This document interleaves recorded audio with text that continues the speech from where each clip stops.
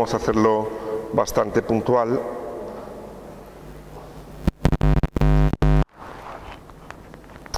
En el nombre del Padre, del Hijo y del Espíritu Santo. Amén. Te damos gracias, Señor, en esta tarde, porque tú estás con nosotros. Te pedimos que nos bendigas y que nos hagas, Señor, entender aquello, lo mejor que pueda ser. Abre nuestro entendimiento y también nuestro corazón para recordar siempre que el verdadero sacrificio que tú quieres es aquel que nos viene dado por querer quitar el sufrimiento de otros. Amén. Bien. El otro día habíamos terminado y habíamos hablado sobre la muerte de Jesús, sobre el martirio. ¿Os acordáis? Sobre la muerte de Jesús, el martirio, y habíamos aclarado esto. También iniciamos este tipo de sufrimiento o de privación o de esfuerzo cuando me siento culpable. ¿Os acordáis? Apenas inicié un poco el tema, hoy os lo están entregando en papel, que el otro día ya no tenía el papel impreso. Con esto es donde dice número 2, cuando me siento culpable. Esta es la parte que os han entregado hoy y que vamos a ver junto con la número 3, la vamos a iniciar también un poco. Esto os recuerdo. ¿Qué hemos visto hasta ahora? ¿O qué es lo que estamos viendo? Para que no nos vayamos a perder con tanto preámbulo sobre esta parte del masoquismo, del sacrificio. Lo que hemos visto hasta ahora es, cuando me siento especial, ¿os acordáis que ha sido toda la primera parte cuando yo veo más de más por el esfuerzo que hago, por el sacrificio que hago? Esta es toda la primera parte que ha sido muy larga. ¿Os acordáis de esto? Y que va mucho con los católicos y con los cristianos, es decir, que a mayor esfuerzo y que a veces el ego se me hinchaba de acuerdo a esto. Bien, vamos a ver ahora también cuando hago esfuerzos porque me siento culpable, porque me siento culpable. Estos dos los hago, yo he puesto aquí un yo, porque los hago yo interiormente en mi mente, no necesito a nadie. Puedo hacer un sacrificio y el que me siento especial por dentro soy yo. El que me siento culpable por dentro soy yo. No necesito a nadie para hacer este esfuerzo. ¿Me explico? Después vamos a ver el tercero, que es los otros son cuando me interrelaciono con los demás y ofrezco ese sacrificio. Ya lo vamos a ir entendiendo. El primero queda claro, cuando me siento especial, y ahora vamos a ver, a continuar, porque ya lo habíamos iniciado, cuando me siento culpable. Yo os había dicho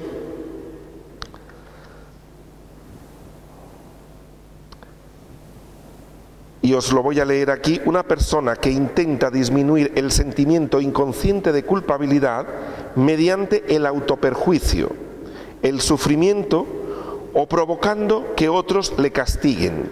El sufrimiento se busca porque alivia la culpa al pasar el sujeto a tener el mismo destino que el objeto cuyo sufrimiento se siente responsable. Es decir,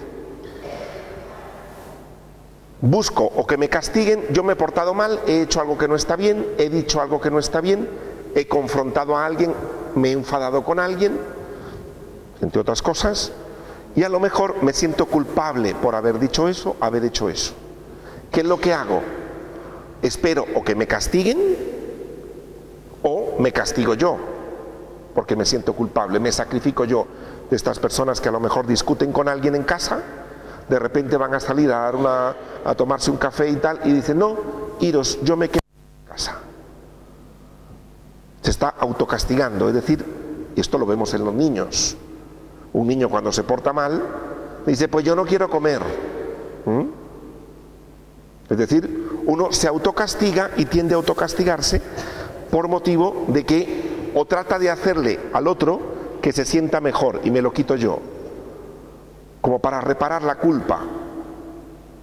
¿Me explico? Si a lo mejor estoy comiéndome algo y yo me enfadé contigo y digo, mira, se lo voy a dar a este ya que me enfadé con él, y me lo quito yo. Si él tiene eso, ¿es necesario que yo le dé lo mío? Si él tiene ya un postre, ¿es necesario que yo le dé doble postre? A esto me refiero, lo hago así un poco, a esto me refiero. Es decir, si la persona lo tiene, Para reparar, ¿es necesario que yo me lo quite y que él tenga dos? No, no es necesario. Pero a veces esto, y lo vamos a ver también en la pareja, también sucede muchas veces. También a veces nos privamos cuando vemos que otro no tiene la posibilidad de disfrutar. Personas que ven que otros, a lo mejor en su casa, no han tenido la posibilidad de disfrutar. Hay una voz interior, un juez interior en mi mente, que lo que me dice es: has hecho mal, mereces un castigo. Castígate tú o busca que te castiguen. Pero así no te puedes quedar. Estos niños que a veces, lo pongo con un niño, después lo pongo con un adulto. Un niño que se porta mal, y yo he visto niños que a veces le dicen a la madre: pégueme, pégueme, pégueme, pégueme. Es decir, como diciendo: a ver, sí, yo fui el culpable. Es decir, haz algo, descarga y ya. O cuántas veces aguantamos, como yo a lo mejor discutí con la pareja, aguantamos que la otra pareja después nos critique, porque a lo mejor yo me pasé un poco, y entonces que el otro también me castigue, para que así reparo, le voy a dar esa oportunidad. Pero estoy sufriendo. Y uno dice: ¿es necesario hacer esto? Porque me siento culpable, para reparar cosas en la vida.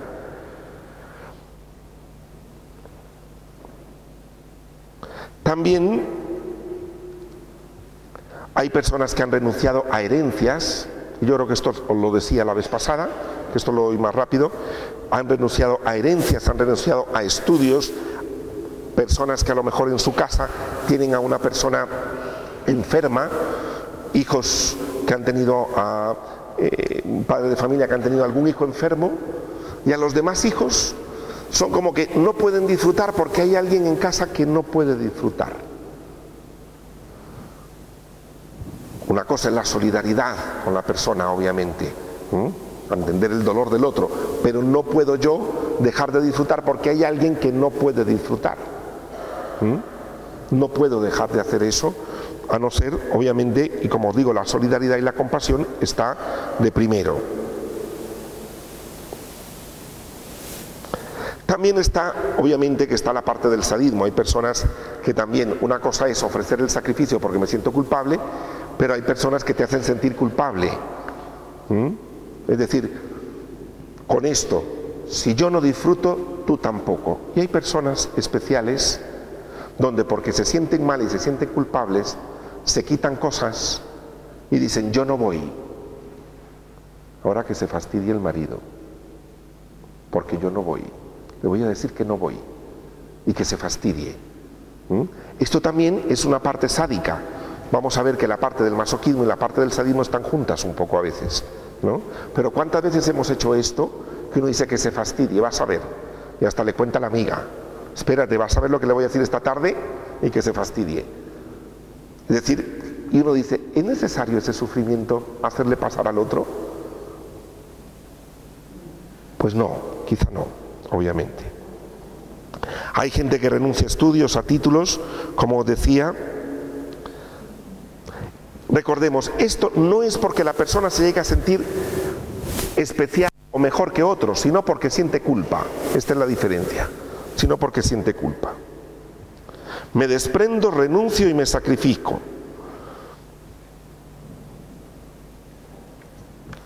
Y lo que hago es calmar mi voz interior. Para no sentirme culpable, entrego las cosas. A lo mejor porque yo tuve la oportunidad, hay casas donde yo tuve la oportunidad de estudiar, hubo una hermana que le tocó quedarse en casa cuidando a su madre, y me siento tan culpable que entonces hasta le regalo la herencia y le regalo todo, porque yo me siento culpable de que a mí me está yendo mejor en la vida.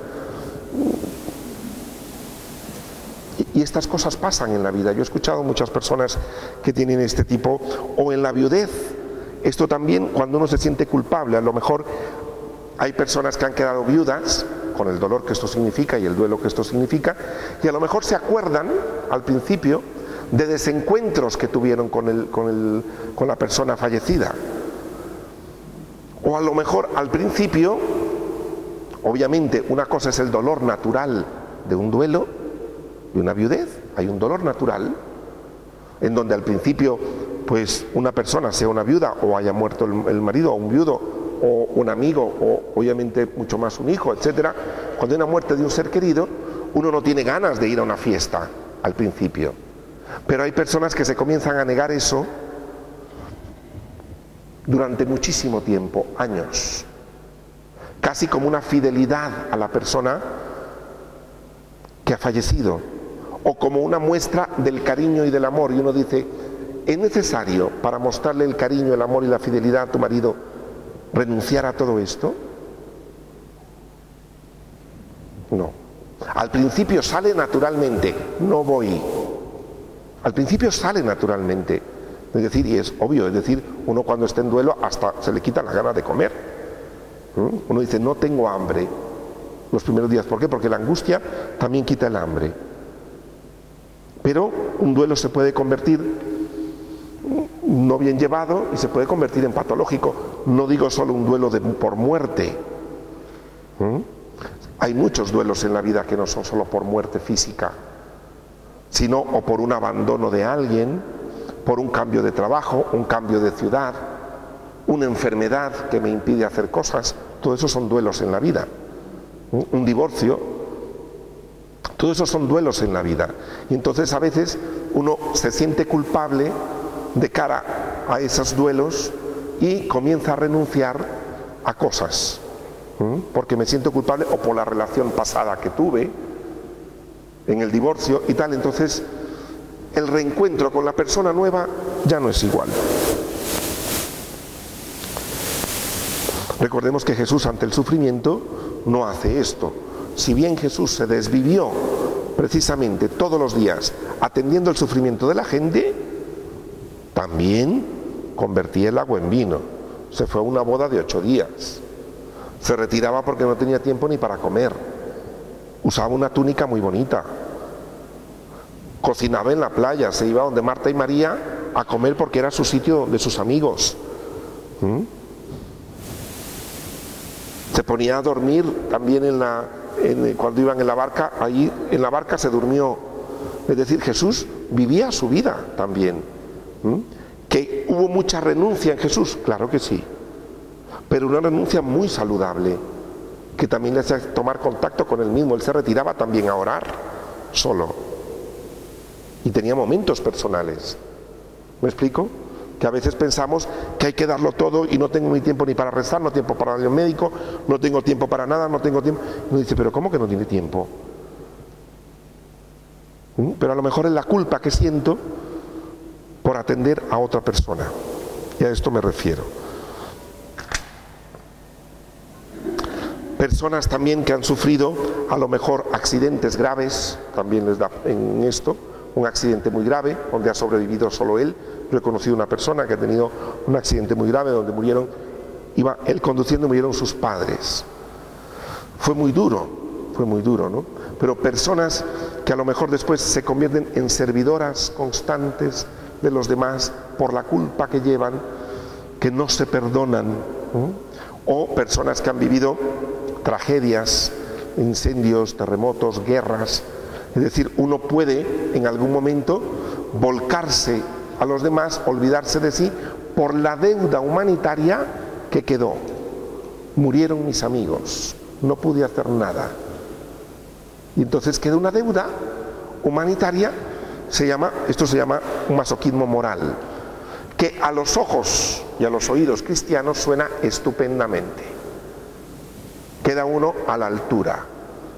Pero en el fondo, cuando uno habla con la persona, hay un sufrimiento porque se siente culpable de haber sobrevivido. Los hermanos que no son enfermos, de un hermano enfermo, máxime si a veces son 2, el otro se siente culpable de que su hermano no disfrute y yo sí. Él nació enfermo y yo no. Yo me siento culpable. Entonces, a veces la vida no nos damos permiso para esto. Al principio estas personas comienzan a decir que no necesitan. Es decir, tú les preguntas, ¿tú necesitas algo? Y te dicen, no. O sea, al principio no lo necesita, pero ya después obviamente no lo va a necesitar nunca. Tanto renunciar a ello, Yo no salgo, yo no voy, yo no sé cuánto, y comienza a hacer su vida más encerrada y cada vez dice, es que no necesito, pero cuanto más se encierra, menos va a necesitar. Uno cuanto más se encierra en un sacrificio de estos, menos necesita, porque ya se acostumbra a estas cosas. Recordemos, Dios no me exige en absoluto expiar la culpa con un tipo de sacrificio de este tipo. Y es la frase que os decía el otro día, que también la pongo aquí, donde dice a nivel cristiano, en la página número 5,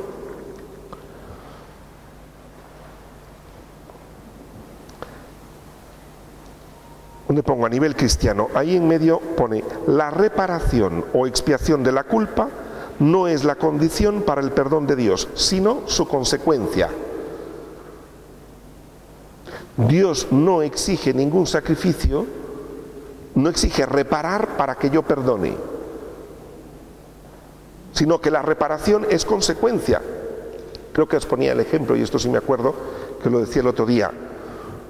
En el hijo pródigo, no le dijo el papá, primero ve, ciega todo esto, todo este campo, y cuando lo dejes bien limpito, hablamos a ver si hay fiesta. ¿Qué le dijo Jesús? ¿Qué dice Jesús en la parábola? ¿Le pidió algo al hijo? Nada. La reparación no es necesaria para el perdón, es una consecuencia. Cuando yo me siento perdonado, delante de tanto amor, voy a reparar el daño cometido, pero porque me siento inundado de amor y de perdón y de misericordia. Y siendo compasivo el Padre conmigo, yo voy a ser compasivo con los demás. ¿Me explico? Pero a veces estamos expiando culpas todo el tiempo, o porque yo no me he perdonado a mí mismo, y entonces me sacrifico demasiado. Yo he visto personas que se han enfadado con otra, y esto lo miré yo una vez.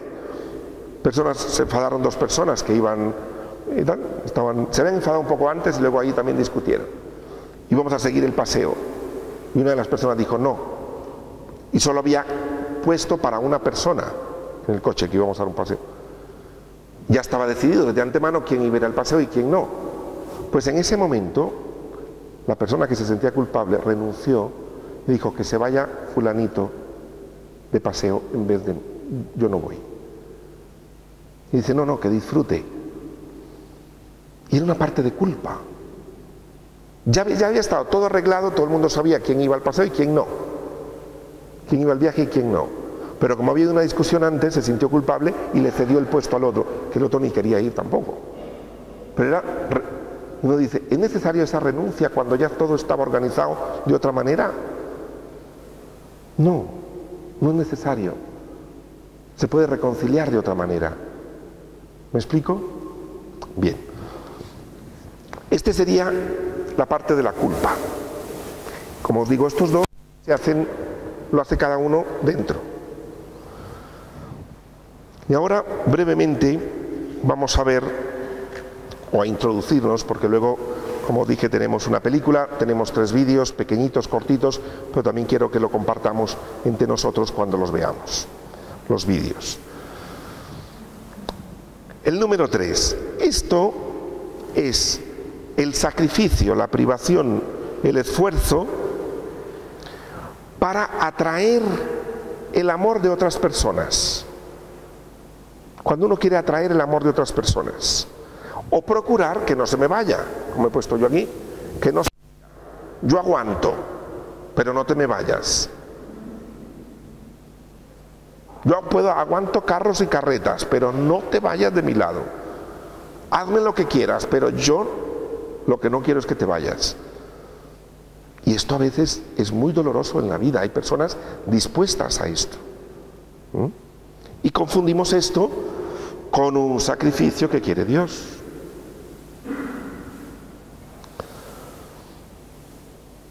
Hay gente que calla, que se sacrifica, que se esfuerza, que aguanta y que se priva para que el otro no le abandone. Está dispuesta a soportar tremendos sufrimientos o infligírselos con tal de no perder a la persona. porque es muy importante para él o para ella. Y está dispuesta a aguantar mucho.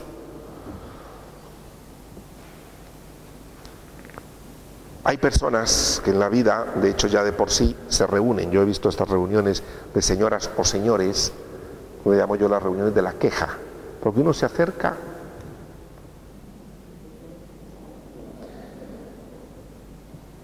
a contarse los sufrimientos y encima poner encima el sufrimiento mayor que ha pasado en la vida. Pero eso no es nada, tú no sabes lo que pero yo, bueno, vengo donde el médico. Si tú supieras, yo con mi madre, mi hija,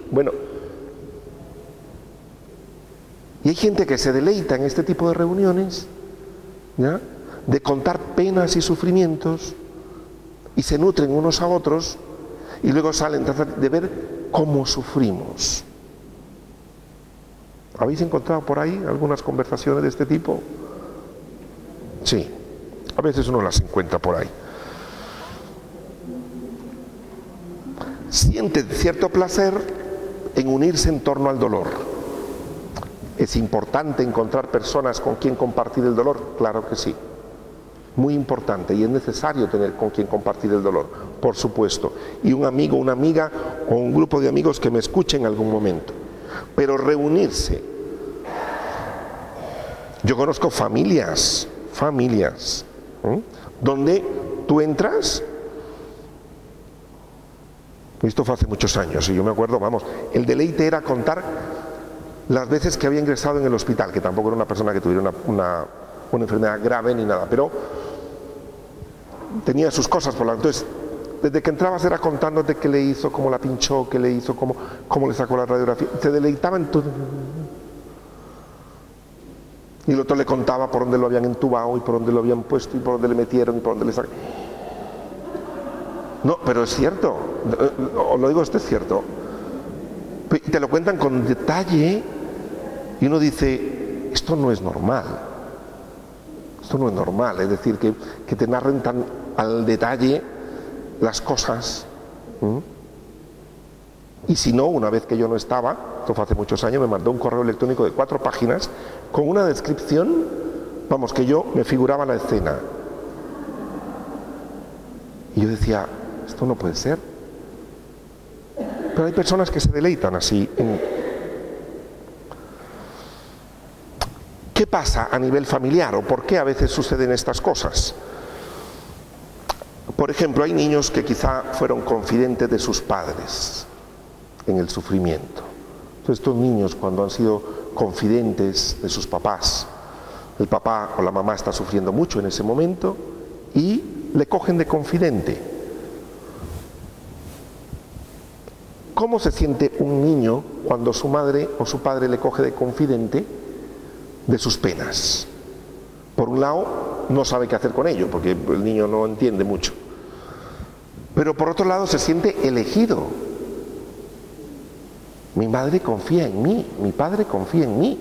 Es decir, me está contando unas cosas. Se siente elegido y se siente muy unido, porque es el momento de intimidad, de acoger a su madre o a su padre. Entonces el niño, lo que le queda en la mente es, cuando se sufre, uno se une. Y para mantener a alguien unido, el sufrimiento ahí está. Esto es lo que queda en un niño, con estos niños confidentes, ¿no? Quizá más de alguno hemos sido confidentes de nuestros padres en algún momento, y por esto también, pero hay niños que los cogen el papá o la mamá por A o por B, porque no tienen con quién conversar, los coge confidentes reales del niño. El niño se siente, genera un vínculo muy especial con el padre o la madre. También pueden ser niños, personas que después de adultas buscan mucho esta parte del sufrimiento, niños que solo se les otorgaba el cariño cuando estaban o enfermos o sufrían mucho o el niño estaba muy preocupado. Entonces, si el niño estaba enfermo, acudía el papá o la mamá. Si estaba muy preocupado, también. Y si estaba en peligro, también. Pero nada más. ¿Qué le queda a un niño? Pues cuando yo esté en peligro o cuando... Y fantasea. ¿Y qué es lo que fantasea? Que lo pongo ahí. Fantasean que que si me suceden cosas extrañas, dolorosas, sufridoras, entonces la gente va a acudir a mí, porque esto fue lo que me quedó en casa. Cuando yo sufría, la gente acude a mí. Si yo no cuento sufrimientos, nadie viene. Y entonces tengo la narrativa o tengo el discurso del sufrimiento. Porque así tengo asegurado de que alguien, aunque sea un WhatsApp, me manda. Y claro, si yo cuento que estoy un poco bien, me dicen, bueno, que disfrute. Y ya, no me mandan WhatsApp. Estoy un poco teatralizando. Entiendo que hay personas que sufren muchísimo, pero me refiero a esto cuando hay personas que utilizan esto para sostener al otro al lado. Y lo utilizan mucho a veces. Se utiliza mucho. Como un medio de unión a los demás. También hay personas que sueñan. También conocí una persona que soñaba, una vez hablando conmigo, soñaba cómo sería el funeral de su padre o de su madre y quiénes vendrían a darle las condolencias y cómo y dónde se iba a ubicar para que se las dieran. Y fantaseaba con eso, soñaba. Era como, ¿cómo será eso que le den a uno condolencias? Me dice, es muy duro, una persona que vive así. O también personas que para sostener al otro, también lo que hacen es, ¿cuántas veces? Esto sí lo hemos fantaseado, yo creo que la mayoría, después de un buen sacrificio que uno ha hecho por alguien, uno fantasea cuando le dé las gracias. Ahora verás, cuando se entere que fui yo, no se lo voy a decir, pero ojalá que por sorpresa alguien se lo diga. Y claro, llegan y después uno disimula muy bien. No, hombre, no ha sido nada. Deja y te contaron. Sí, pero no. Pero uno fantasea con que le den las gracias. Después de un buen sacrificio, eso sí. Que se dé cuenta que a mí me costó, ojalá le cuenten todo lo que me costó, que hasta se me cayó una uña porque me martillé ahí y tal, y para que vean lo que pude hacer yo por ti. Y esas fantasías las tenemos a veces. Uno fantasea, es decir, que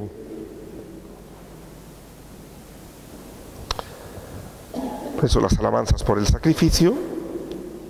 También pueden ser padres de familia a veces muy sádicos, que los hay. A veces nos cuesta creer que hay padres de familia o madres de familia que son sádicos o maltratadores.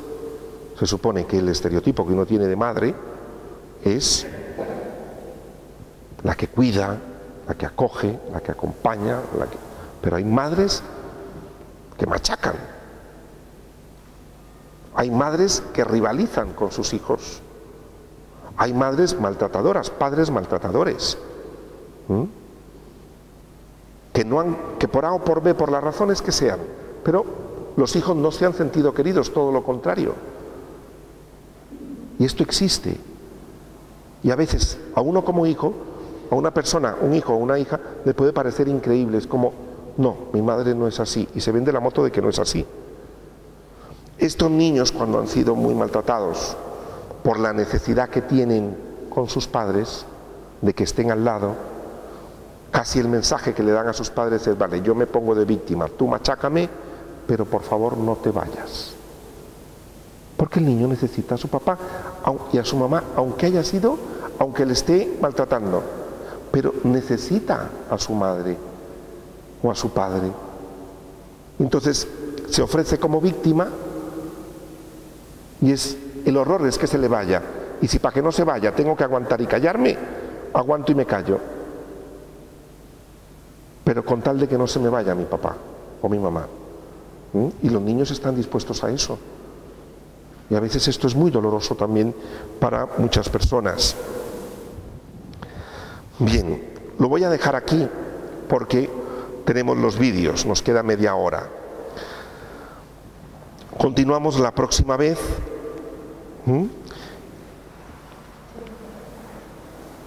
Os pregunto, ¿os parece interesante estas visiones? ¿Os ayudan? ¿Sí?